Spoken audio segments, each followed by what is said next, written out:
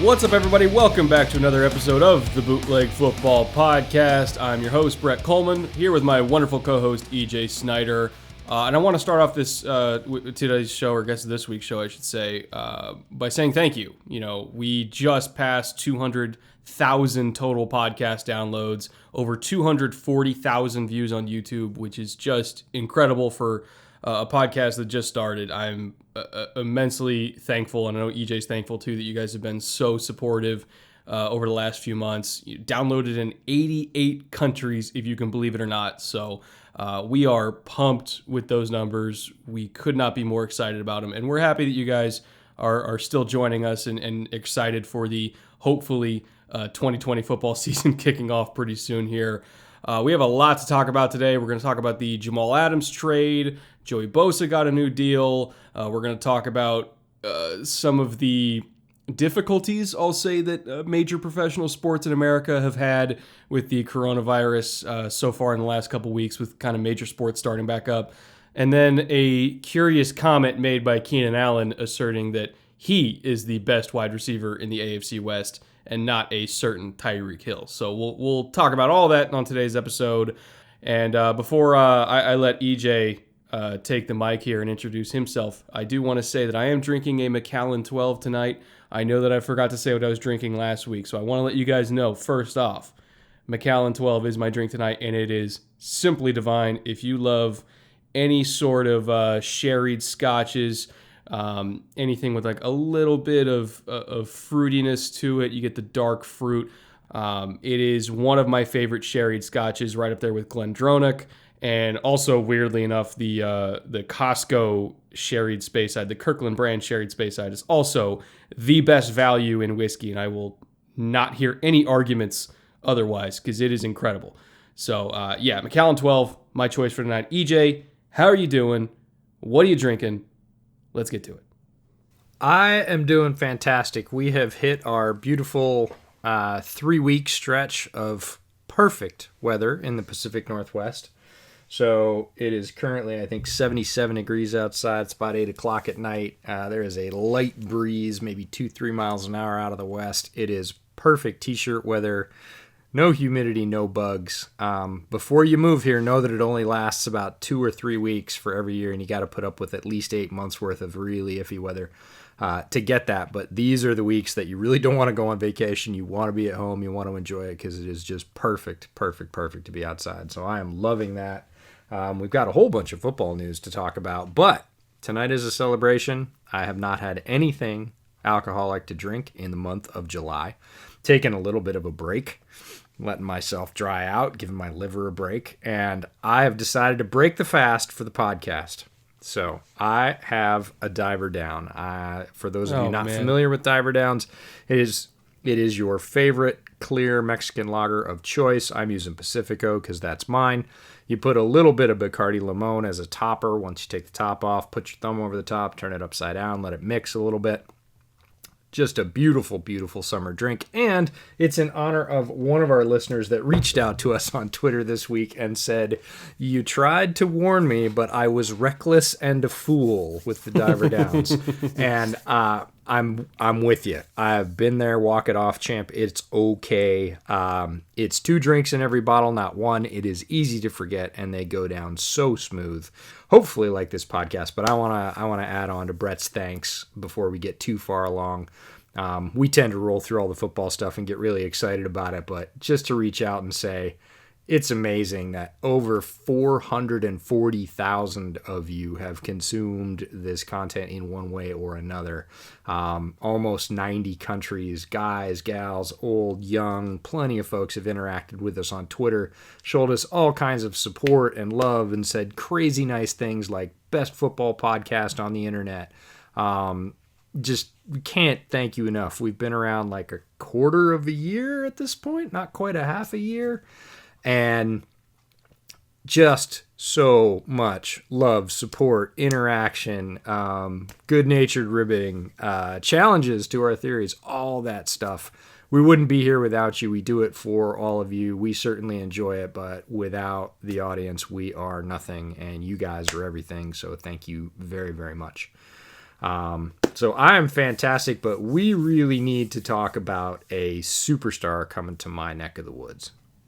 So Jamal Adams, one of the 10 best players in the NFL. It is a rare thing to see a top 10 elite NFL player in the prime of his career, at the start of the prime of his career, really, get traded.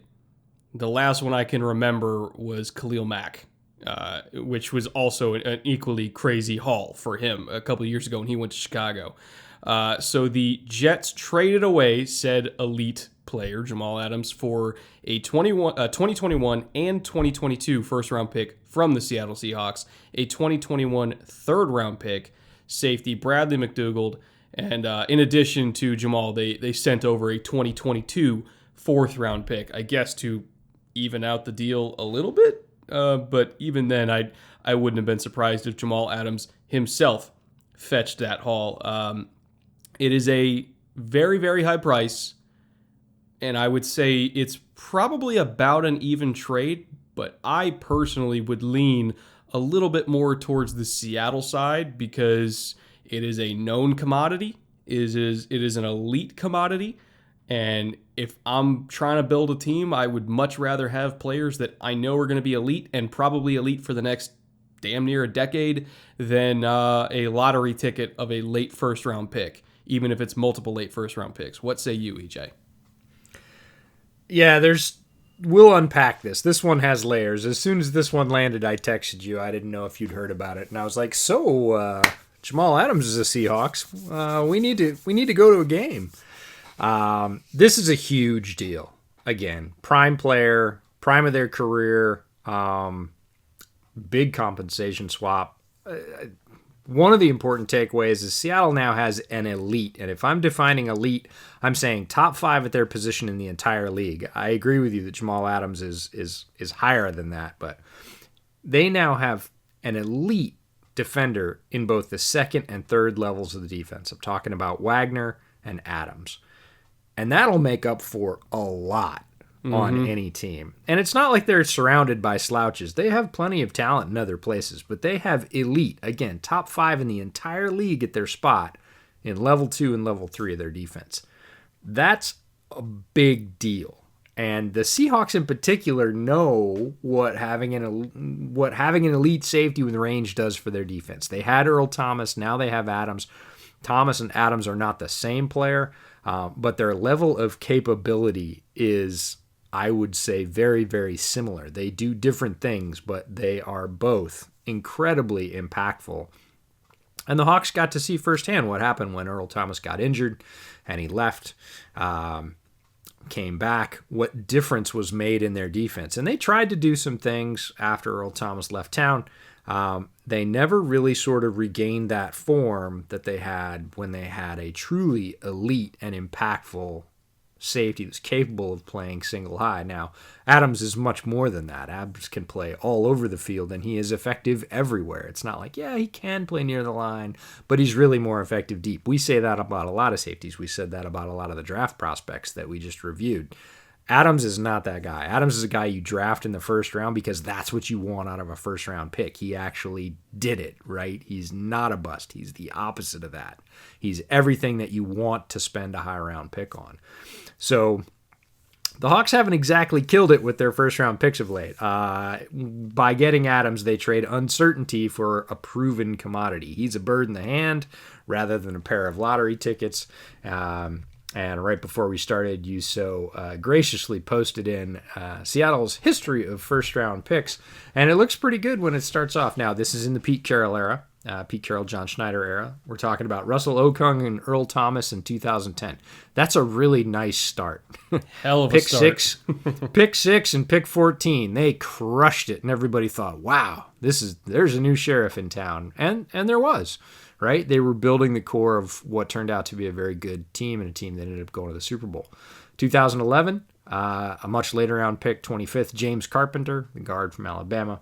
2012, Bruce Irvin at 15, defensive end from West Virginia. And everybody says now in hindsight, oh, that was a great pick. Yeah, oh, absolutely.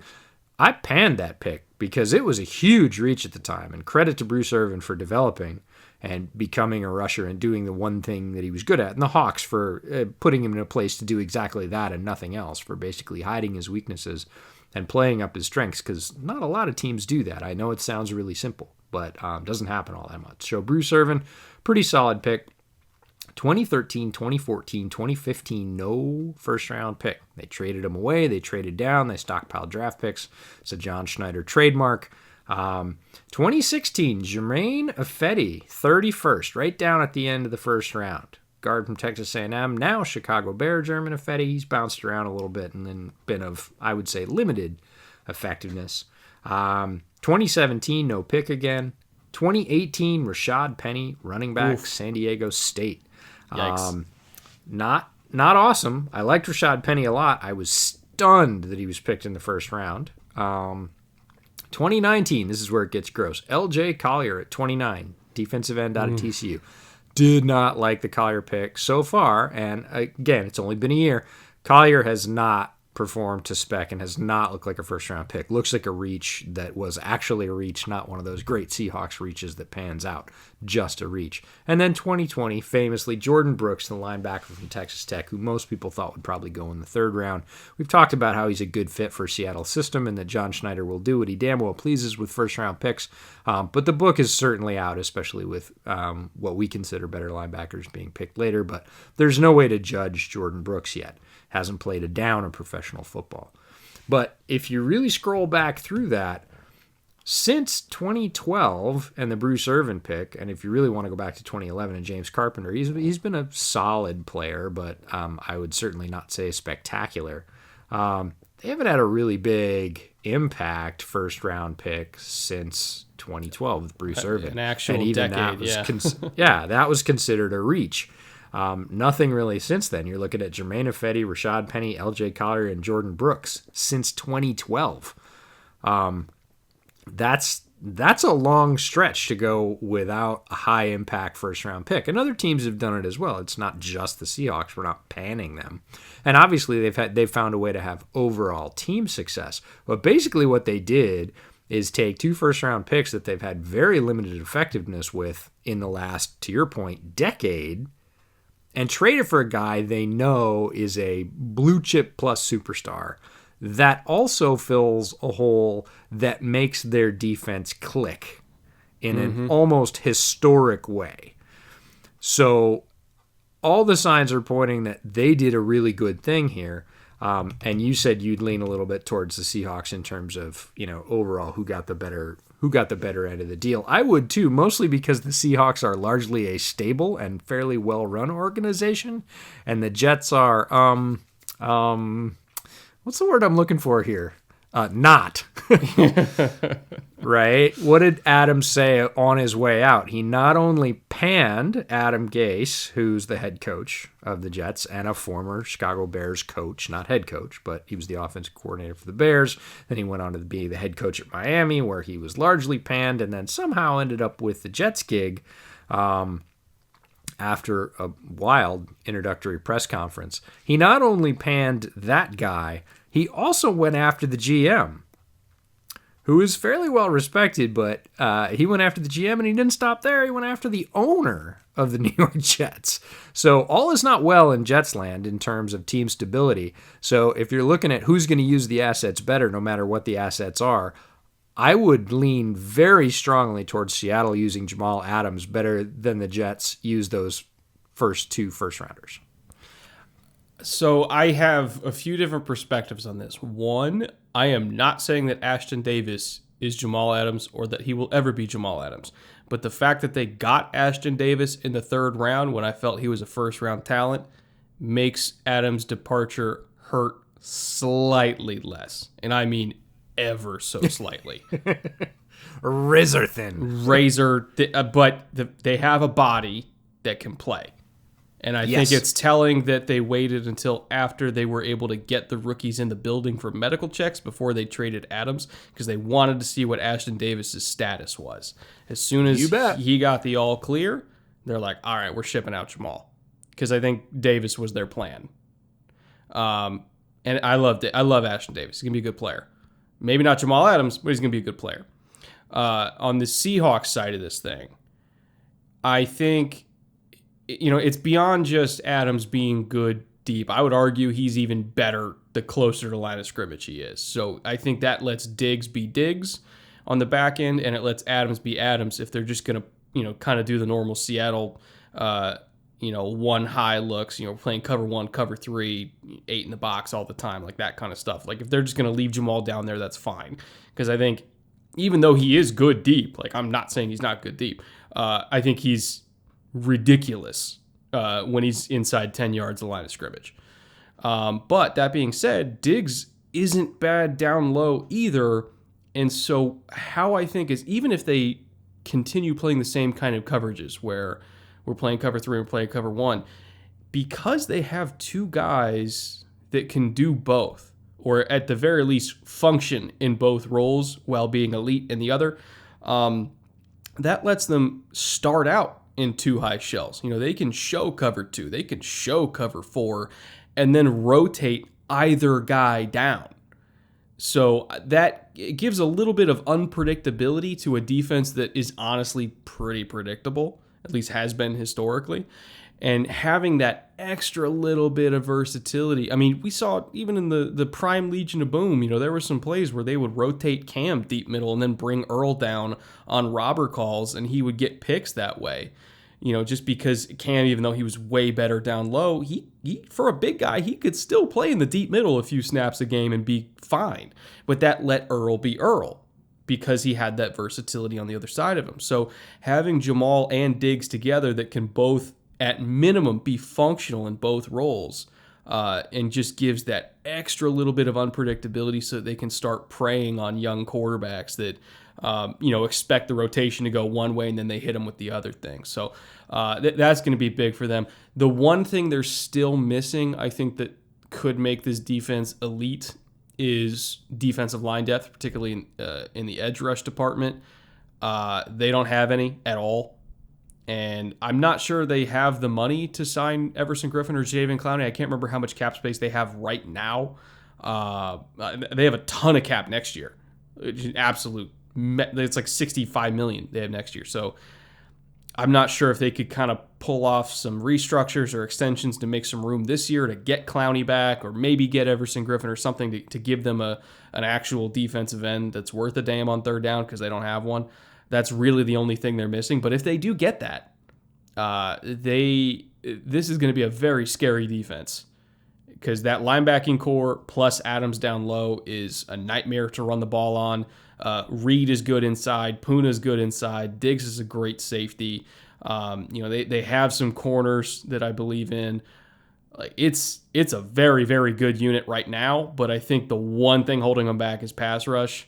And I'm curious to see how that plays out during the season. But, exciting trade. I think Seahawks fans should be excited. I know they're upset that they gave up a lot of assets, but it's not like your team was, using them very well in the first place. So if I was a Seahawks fan, I'd be pumped. And I really can't wait to fly up to Washington and watch Jamal and Bobby play together, because that's just going to be ridiculous. Now, I will say this week's episode is sponsored by Purple Mattress. Thank you for them for coming back and sponsoring the show. We're very appreciative of it. Purple Mattress is one of the most innovative sleep solutions on the market, and they have their own patented technology to prove it, the Purple Grid. The grid relieves full body pressure no matter your size, no matter how you sleep. And because the open air channels within that grid, it kind of adapts to your natural shape while neutralizing body heat, because again, it has so much airflow. You stay comfortably cool all night long. I can tell you from experience, having felt that grid myself, it is way more supportive than it looks.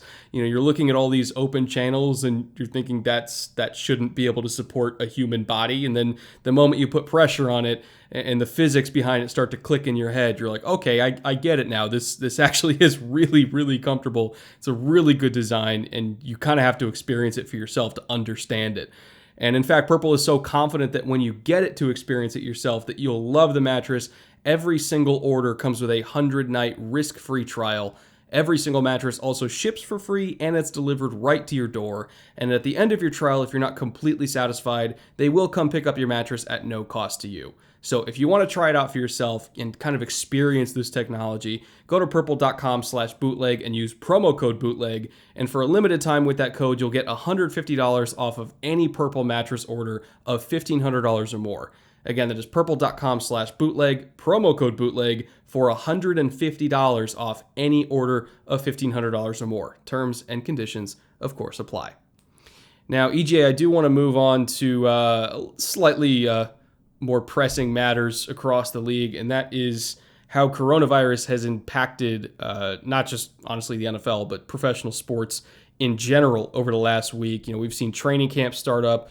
We've seen Major League Baseball at least attempt to restart their season. And, of course, the NBA bubble is still going on as well. Last time we recorded, a deal had not been struck yet between the Players Union and the league. Since then, that has changed. And not to get too in the weeds on the deal, but the main part I want to talk about is it allows opt-outs for players for two different types. You can either opt out of playing this season if you have any sort of health related risk, or you're high risk, or you have family that's high risk, or you can opt out, just the I don't want to play option, which is not related to health, and they carry different monetary values depending on what you claim. And a lot of players, well, I shouldn't say a lot. Well, I don't know. We're recording this on Tuesday. By the time it comes out on Thursday, it could be a lot. Who knows? But there was a substantial number so far on Tuesday that we got the news that opted out. The first one was Laurent Duvernay-Tardif, Super Bowl champion guard from the Chiefs, who is actually a doctor. So he's also Canadian. So he's back home in Canada, working as an orderly in a hospital, I believe, in a COVID wing, which was, honestly, I'm golf claps to him. That's a phenomenal thing that he's doing, not just using his medical degree, but turning down a lot of money to do so. It really speaks to his character. And his quote was just crushing. If I am to take risks, I will do it caring for patients. Yeah, I mean, he's just a hell of a guy. Mic drop. He's already my early pick for Walter Payton Man of the Year, because that's really what that award is all about. It really is. He's a phenomenal human.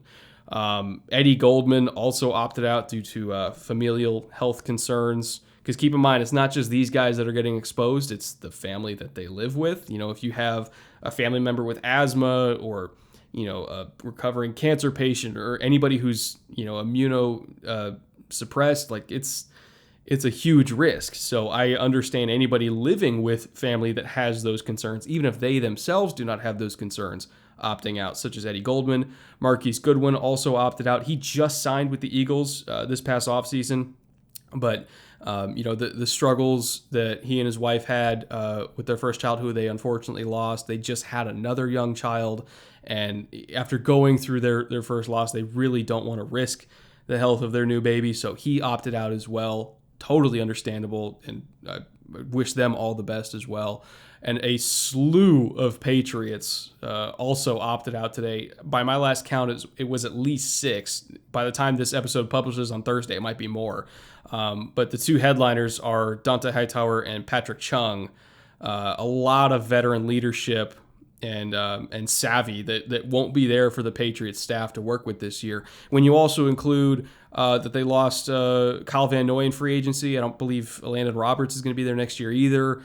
Like that's their whole linebacking core and box safety that's not going to be on the field for them. It's huge. It's a huge loss for them. Understandable losses, obviously. I'm not denigrating these players for opting out at all. In fact, quite the opposite. I respect it immensely. But some of these teams, if they have large percentages of players that opt out, it's going to hurt them in a very tangible way. Yeah, it's not only the opting out. And the first thing I want to say about this is sort of a continuation of something you said, which is we highlighted some of the more notable players. There have been others, and there will be more. Absolutely. They've got a 10-day window to opt out after the deal was signed. That was about 5 days ago. That was the deal struck between the NFL and the NFLPA, the NFL Players Association. And there will be more. And I just want to put out a call to say, please don't be that guy or girl that denigrates these players for making a choice about their health. This is a game. This is entertainment. Now, folks like Brett and I, we make it out to be more, right? It's Brett's whole life. It's a large part of mine. It's very important to us, and it's very important to you as fans. We understand that 100%, but it is still entertainment, and there are enough people at risk here. It's not just the players, it's the players' families. It's not just the players' families, it's coaches and trainers and, secretaries that work with the team and, folks that need to interact, chiropractors, team doctors, you name it. And not all those folks are in great health. Lots of those folks are in the high-risk category. There are so many people that come together to make an NFL game happen, even if fans aren't in the stands, which it largely looks like they will not be this year. Please don't be one of those turds that comes out of the woodwork to say, they should be out there because it makes me happy on Sunday. Let them make their choice. It has a serious financial consequence for them.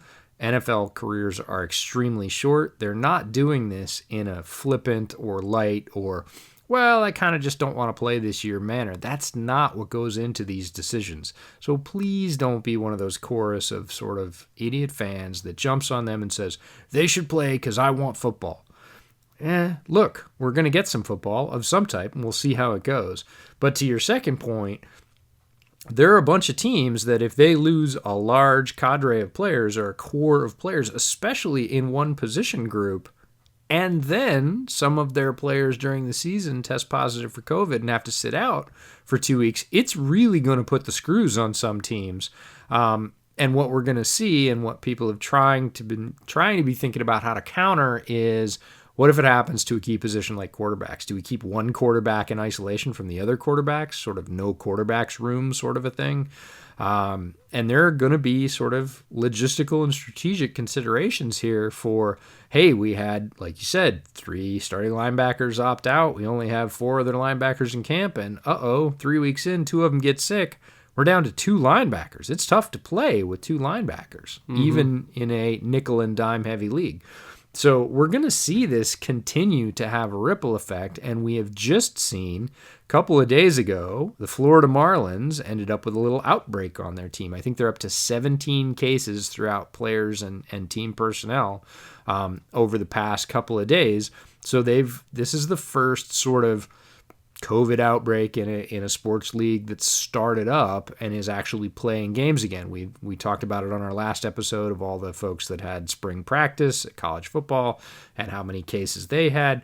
This is a league that's actually operating. Games are starting to be postponed.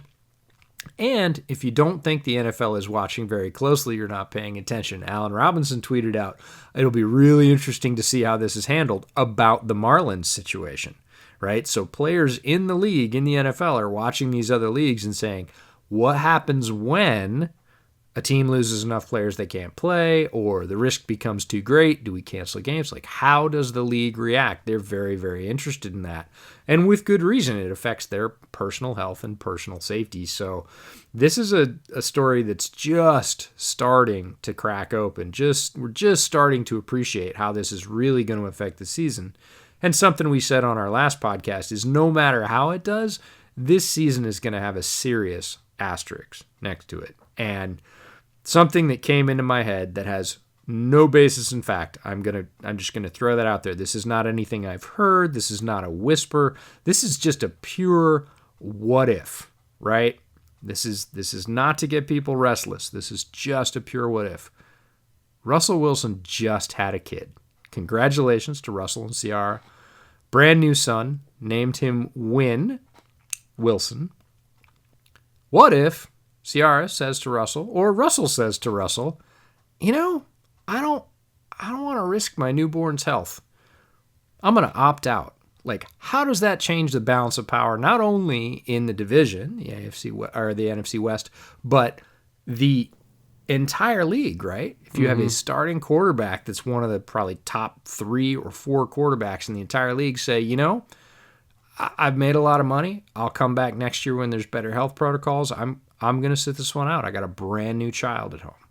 right? Now, I'm not saying Russell's going to do that. I'm not saying I've heard anything about him considering it. That is not true. This is just a pure hypothetical. Think about how that changes the entire landscape of the division and therefore the conference, eventually the league. That's one player's decision, right? These are impactful decisions all the way along, from the linebacker you haven't heard about in Jacksonville to, eventually we'll probably have a quarterback opt out or get sick, one or the other. And it's going to make a huge difference. So it's going to be a very interesting season. It's not going to be par for the course or status quo. And we're just going to have to kind of roll and adapt and see how the league reacts when those first sort of bumps in the road pop up, because they're going to. Yeah, it's unavoidable. Like, I won't even call them hiccups, just full-blown, like there's going to be some bad stuff that happens. Stuff that honestly will be nobody's direct fault. But that's kind of the nature of a historically bad global pandemic, is just stuff's going to go wrong. Even in baseball, like no other teams have had any positive tests since the Marlins outbreak, but the Marlins were the unlucky team that got hit. And it sucks for them that their season's been put on pause, like their season's ruined. But it's Russian roulette is what it is. Not to be super morbid, but that's what it is.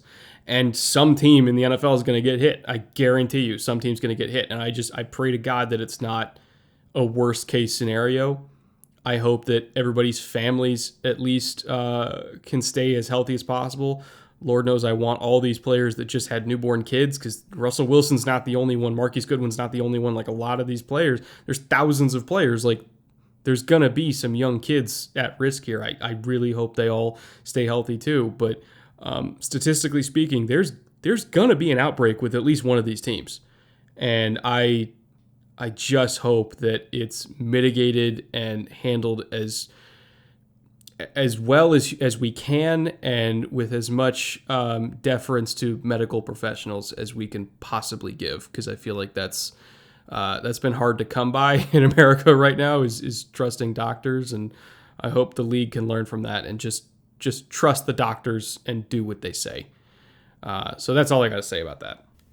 Yeah, I got to bring up Kyle Brandt's tweet, right? So Kyle Brandt, Good Morning Football host, fellow Chicago Bears fan, so don't like piling on him. But he came out with a tweet this week that I'm just paraphrasing, said basically there's a segment of the NFL media that wants the COVID closure, right? They're rooting for it. And he got ratioed, I think rightfully so, pretty hard. For those of you not familiar with the term, ratioed is when you say something not quite super well thought out on Twitter and you get piled on by sources from all over. And that's what happened to Kyle. Even Peter King came out and said, like, oh, now stop, I think was his response. And, for those people that might think that, and I'm not sure whether Kyle really thinks that or he just said it to sort of stir up debate. Either way, it's a silly statement. I don't think anybody is rooting for the stop of the NFL due to COVID, right? Or for major roadblocks to pop up for the NFL and COVID. Like, fans want to see football. Everybody that works around football, and that includes the media, right? If there's no football, a lot of the media are going to lose their jobs. To say that those people are rooting for football to be disrupted is really not well thought out. And just not accurate. Like, I don't want football to not happen. I just want people to be safe. Like, is that too much to ask? I don't think it's too much to ask. And look, we came down pretty hard on the negative in terms of we weren't sure about the NFL season was going to happen in our last podcast. It's not because the motivation there is not that we want the NFL to be canceled. Look, we spend a lot of time watching this stuff, talking about it. Oh yeah, all those draft preview shows. We want to see all those guys sit on the shelf for a year before they actually get to show their talents on the field, right? No, we're as hungry to see the NFL in action as anybody. And we want it to happen, but we're also human beings with families, and we don't want anybody's, family or themselves to be impacted by this and, eventually suffer the ultimate consequence of death, which not a lot of people will, but it means a lot to those who will, right? We're not trying to be morbid. It doesn't make us, bad journalists because we say, hey, this is a possibility and this is what we see, right? This is the objective way we see it. We're not trying to sensationalize this. We're saying there's a huge amount of risk here, and we're not sure it can be overcome. That doesn't make us rooting. It doesn't make us folks that are hoping for the cessation of the NFL. That's just I think there was a short-sighted tweet. I think it's probably one Kyle wants back. I haven't heard any follow-up statement from him. But he got the weight of the world dumped on him, and as a guy that's been ratioed even in a small way, it is not a fun thing when you're in that seat, when you didn't think something through fully and you put it out there. I've been there. I imagine you have as well. I once advocated for drafting Christian Hackenberg. That didn't go well for me either, so I get you, Kyle. Yeah, no, we've been there, and we commiserate. We're not trying to pile on. But we're also not rooting for the NFL to be stopped by COVID, right? Quite the opposite. We want it to go on, but we want folks to be safe. We can be human beings and folks that talk about football at the same time. Yeah, so I think that's a good place to leave the depressing weekly topic for now and get to something a little bit, let's say, more joyous. And that's more lighthearted, yes. That's Joey Bosa getting an absolute crap ton of money dumped on him by the Los Angeles Chargers. 5 years, $135 million. That is $27 million a year for those of you trying to do the math at home. $78 million guaranteed at signing. $102 million total guaranteed, which means if you include the fifth-year option that he's about to play under and the extension on top of that, he is basically uncuttable, let's just say that, for 5 years. He is minimum going to be a Charger for the next 5 years. And he's earned every penny, I'll just say that. He's one of comfortably the 7 to 8 best defensive ends in the league, I would say. Probably, maybe even higher than that, to be honest, if we're doing a total ranking, but comfortably at least 7 to 8. And the market just keeps going up. I mean, less than 2 weeks ago, Myles Garrett signed for $25 million, and Bosa just upped it to $27 million.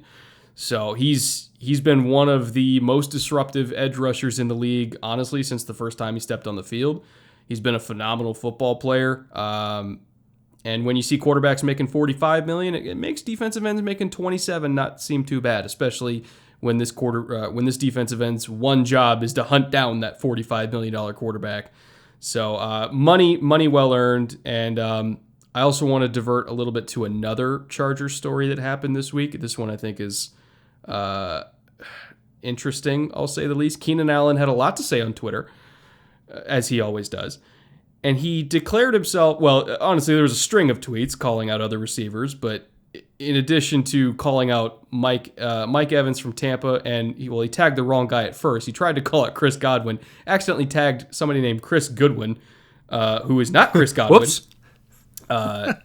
And he called out also Tyreek Hill in the same tweet, said he's better than everybody, and then followed that up saying that he is, without a doubt, the best receiver in the AFC West. And on first blush, I mean, you're like, okay, Keenan Allen's a pretty damn good receiver. That doesn't sound too crazy. But then you look at all the receivers that are in the AFC West, and we'll include tight ends too that catch a lot of passes because there are several of them in that division.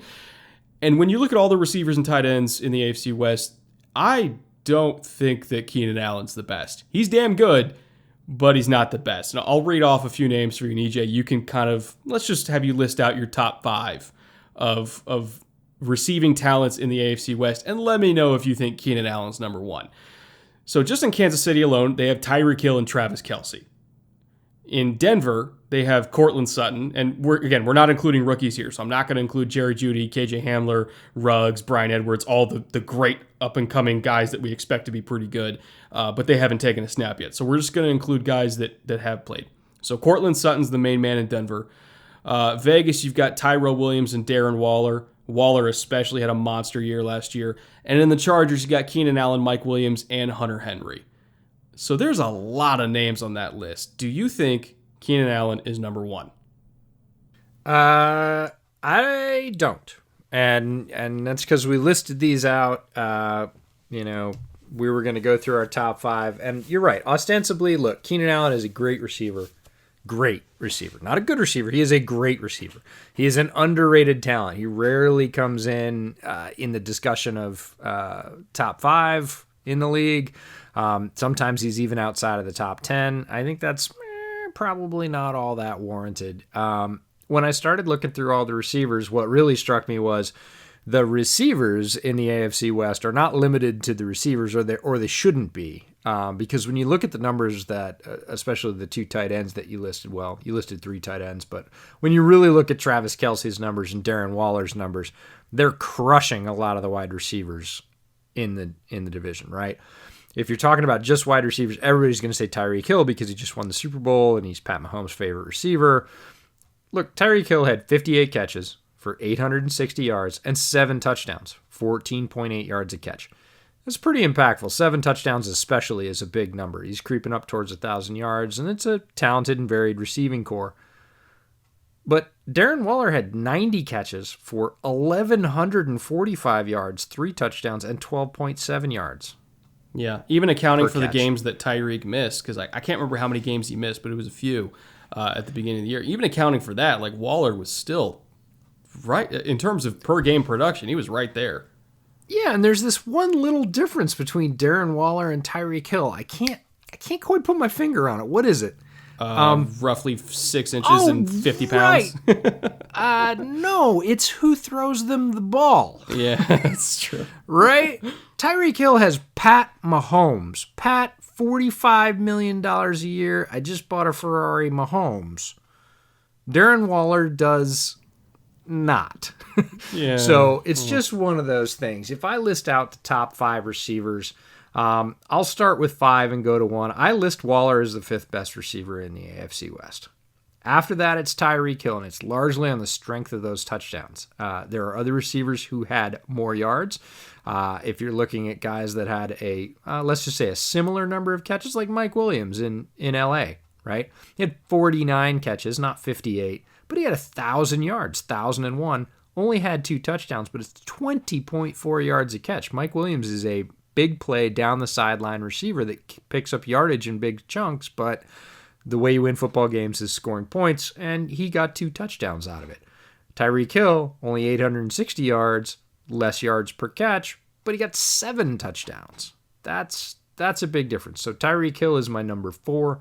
Travis Kelce, his teammate, is number 3. 97 catches, 1,229 yards, 5 touchdowns, just like Waller, 12.7 yards a catch. That's a receiver. I don't care what you want to call him. I don't care if he blocks a little bit every now and again. He caught 100 balls for over 1,200 yards and 5 scores. You call that whatever you want to. I call that a receiver. So Travis Kelce is 3. Then it's Keenan Allen. Keenan Allen, 104 catches, 1,199 yards, and 6 touchdowns, 11.5 yards a catch, less than both Waller and Kelce. So who's that leave? We talked about all the other receivers in the division. Who's that leave that I think is the number 1 in the AFC West? And that's Courtland Sutton. Mm-hmm. 72 catches, 1,112 yards, 6 touchdowns, 15.4 yards a catch. He can play inside, he can play outside. He is not a one-trick pony. I've heard people say, oh, he can only catch deep, or he can only run a hook, or he can only... Baloney. Courtland Sutton can run whatever you want. 72 catches, 6 touchdowns, 15.4 yards, an ascending receiver, an alpha number 1. And I think that trumps, Keenan Allen had, 30 more catches. He only had 70 more yards. He had the exact same number of touchdowns, and he was 4 yards less per catch. So Courtland Sutton doing the same / more with less. So I'm going to go, and health has been less of an issue. I would agree with literally that whole list, except I would, in terms of who's on it, but I would flip Keenan Allen and Tyreek Hill. I have Tyreek Hill at number 2, Keenan Allen at number 4. I still have Kelce at 3, sandwiched in between them. But I do agree with Sutton number 1 because he does everything. He can post up in the red zone, great route runner for his size, good hands. I mean, in one game, I've seen him take a screen for 40 yards off the goal line, and then a couple plays later catch a fade. He does it all. And with not great quarterback play to start his career. Other than that five game stretch last year where Drew Lock played okay, certainly better than Joe Flacco did, but still I wouldn't even say that Drew Lock was as good as Derek Carr. Sutton had probably the worst quarterback play in the division, but still was highly, highly productive. So in year 2 of Drew Lock, especially with the new Pat Shurmur system, and Shurmur is known for creating pass games out of thin air, let alone with all the talent he's got to work with, I expect Sutton to be massively productive and really assert himself, as you said, as the best receiver in this division. Now, I will say Tyreek and Keenan, and this is not disparaging Keenan at all. He's a phenomenal route runner, one of the 2 best route runners in the league. I would say him and Stephon Diggs are probably the 2 best pure route runners. Maybe not the most physical route runners, like DeAndre Hopkins, a more physical route runner, Michael Thomas more physical, but just in terms of the sweet feet off the line of scrimmage, how they are able to stem and really use leverage to their advantage down the field. Technique every time. If you want a technique clinic, I would say Keenan Allen and boy, I miss Doug Baldwin because Doug Baldwin he did not have the physical gifts that probably any receiver on this list had. He was not a physically gifted guy in terms of his frame or necessarily his speed, his musculature, any of that stuff. But oh my God, did he nail his technique, and he drilled it over and over again. It did not come easily. It was all through hard work. And watching him destroy defensive backs using leverage and technique was a thing of beauty. Yeah, and Keenan's that same guy, and Rams fans are going to find out pretty quick that Van Jefferson is that same kind of guy too. So he's always going to be top 5 for that reason alone, but part of the reason why I have Tyreek 2 spots above him is just the dynamic ability that Tyreek has to score and get your offense out of holes quickly. He's never going to put up as many catches, maybe as many yards as some of these guys, but he led the division in touchdowns for wide receivers for a reason, because he puts points in the paint. That's funny. I'm going to ask you about that, though. So, Tyreek Hill, 58 catches, and you said never going to have as many catches, but 104 for Keenan. So a little more than half. Tyreek Hill, 860 yards. Keenan Allen, 1,199. 339 yards difference and only 1 touchdown. For all that dynamism, Tyreek Hill had 7. Keenan Allen had 6. Also with less games, though. It's true. Less games. But that's worth 2 spots for you? It is just, and again, I'm partially going off of career here, the last 3 years combined, because as a Texans fan, I've seen what Tyreek can do when they're down by 20 points. I'm just playing devil's advocate. I'm just playing devil's advocate. I don't disagree. Tyreek Hill is definitely more dynamic with the ball in his hands than Keenan Allen. I'm not trying to make that argument. I wouldn't even just say with the ball in his hands. I'm more saying even just throwing it deep. Like, I've seen Tyreek last year against Houston go up and sky up between 2 guys 50 yards down the field on a deep post and bring that thing in. Like, if the Chiefs are down 20 points versus the Chargers being down 20 points, I'm a hell of a lot more scared of the Chiefs, even with Matt Moore and not Pat Mahomes, because Tyreek Hill's on the field. Yeah, and Tyreek Hill, the other piece, I agree with you there for sure. And I'm not trying to make the dynamism argument, because that's in Tyreek Hill's favor all day. The other thing he does in a different way than Keenan Allen does is influence defenses. Yes. Without the ball in his hands. You have to account for his speed. And defenses will stretch and go deeper with Tyreek Hill on the field than they ever would with Keenan Allen on the field, because they know Keenan will catch that ball underneath. They know he's going to pick up 8-9 yards, that he's going to pick up the first down, that he's going to move the chain. He's going to do that. He is incredible at that. But Tyreek Hill, if you let him go, is going to pick up 30.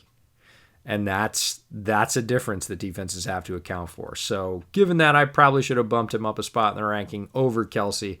I still don't know if I put him over Allen overall just as a wide receiver. But in terms of dynamism, he's got it all over just about everybody on the list. Yeah, it kind of just depends on the criteria you're working off of. Absolutely. Everybody's going to have their own opinion. But either way, guess what, Keenan? Cortland's better. I think we agree on that.